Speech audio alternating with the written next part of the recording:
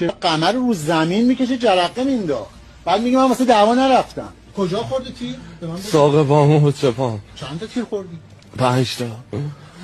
یه بارم به عرض لباش بگو خودت. چی بگم آجی؟ هر چی دوست داری بگو. الان چه وضعی داری؟ ببینن دیگه. این کارا رو نکن. ببینن آخرش چی. ولی عاقبتی نداره. کجا تیر خوردی گفتی؟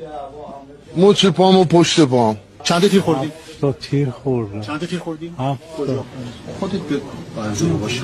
از لحاظ اخلاقی انسانی کار درستی نمیبینم. کار قشنگی نیست.